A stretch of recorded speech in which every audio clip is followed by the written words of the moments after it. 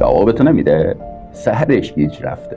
فرقی نمیکنه مشتری باشه، مدیر بالاسری باشه، مؤتلف باشه، شریک باشه، همکار باشه. وقتی جواب تلفنت رو نمیده، این نماد بارز لومپنیسته.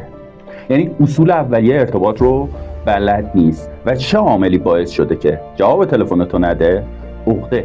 تو زیاد تحویلش گرفت. حالا برای اینکه بهش ثابت بشه چقدر برات مهمه، داره طلبتو پرداخت میکنه. توی اصول ارتباط هیچ نسخه کلی وجود نداره. اما باید هر کسی رو به اندازه‌ای که جنبشو داره تحویل بگیری. اگه بیشتر تحویل بگیری میشه همین. حالا اونی که ریجکت میکنه قطعاً لومپنه.